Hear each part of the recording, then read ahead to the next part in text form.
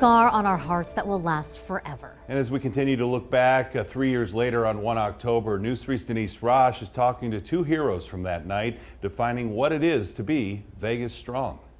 There's a large crowd with gunfire coming from that concert on the boulevard. We had just sat down for briefing when we got the call that there was an active shooter at the Mandalay Bay. Getting reports of 10 victims at Russell and the Boulevard. Everyone's kind of listening to their radio in disbelief, really. NHP Trooper Travis Smacka remembers the order clearly. Go. Block off traffic for emergency vehicles on I-15.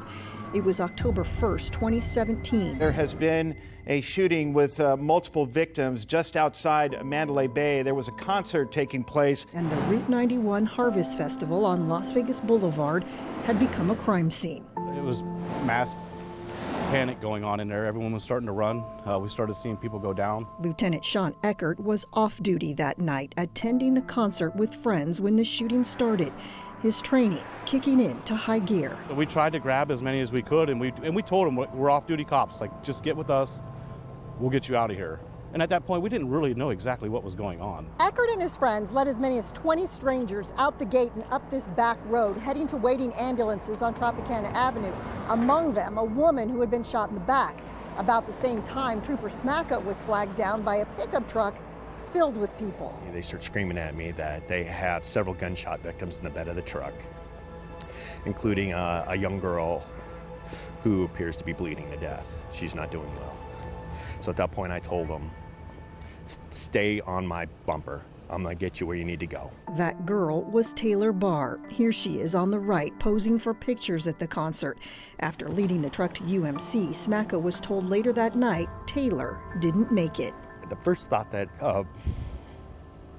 crossed my mind was that this family put their faith in me. They put the life of their child in my hands, and I failed them. I could forgive myself for that. But turns out that report was wrong. Taylor survived, although her arm was shattered. Smacka, reuniting with the entire group months later, found out his escort made a difference. The surgeons did tell him that if they would have received her a minute or two later, they couldn't have saved her. As for Eckert, it's crazy that it takes incidents like this for people to come together. He'd made it out only to run back in. I was just like, just give me your number. The daughter of a good friend was still pinned down by gunfire. I found out where she was at, got her out, and her friend had been shot. Since then, both Eckert and Smacka have received numerous awards for heroism on 1 October, both witnessing their share of tragedy that night. I saw things out here that I never thought I would see before. But ultimately, doing the job the state of Nevada asked them to do. And I would like to think if it was me in that situation and like someone would help me, but ultimately that's what we're here for. You know, we're here to help people. Denise Rosh, News 3.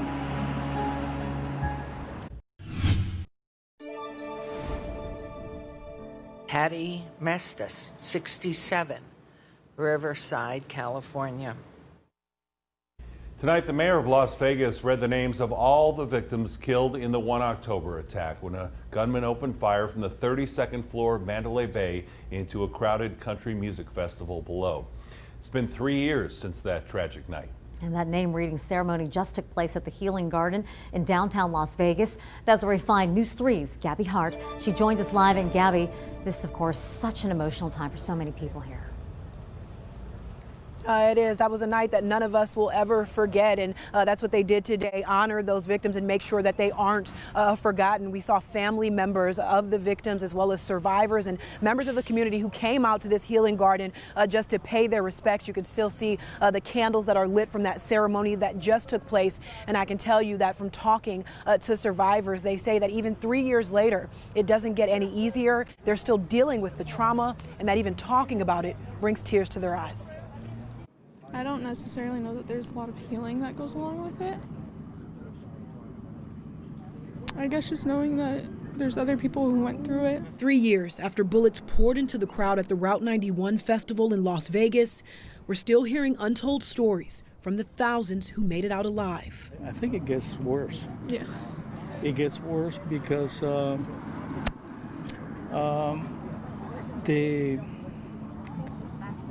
damage builds up.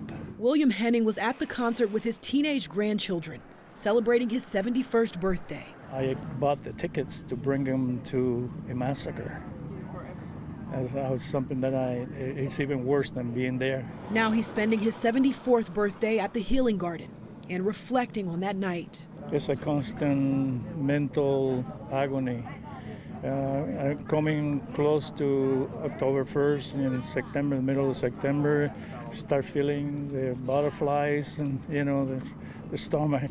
And there are the stories of everyday people turned heroes, risking their own lives to save another. I laid on top of my sister and a pregnant lady and got them out safe, and then I went back in 9 times and helped carry people out. 58 men and women lost their lives that night, and 2 others have died since. More than 400 others suffered life-altering injuries. For many of these survivors, it's a tragedy that's still too hard to talk about. But they found a haven and some relief in each other and in this healing garden. This is our church without walls. This is our place to heal. The 1 October mass shooting strengthened Fadi Azar's resolve that he was going to go into medicine. That night, he says he realized that what he was going to do with his life was far more important than he'd ever thought before. I'm really excited to just do what I've always wanted to do. There's a lot to learn in med school. Fadi Azar spends several hours every day reinforcing what he learns. This is a pretty gnarly injury. Clicking away through his flashcards. Today I have 1,000 to do. The 23-year-old Las Vegas local is a second-year student at the UNLV School of Medicine. He always had a big interest in the field and was gearing up to apply to med school on October 1st, 2017. The night that changed Las Vegas forever. Everyone take a deep breath. Nobody else is getting shot today. A night resulting in the death of now 60 innocent people. And a night where all he could do was watch the horror unfold on the news. I think that was really impactful for me. Just knowing that I was helpless back then, but I don't have to be in a few years if I commit to what I want to do. From that point on, he was 100% committed. He was going to become a doctor so he could help others in their time of need. And being a part of that response to really the most vulnerable moments in people's lives is kind of where I want to be able to give back every day. He wants to do that service here at home in a community that stands Vegas strong, one he takes pride in being a part of. I am the person I am because of where I grew up and all of the things that I've seen and experienced and the people I've met because I've been here.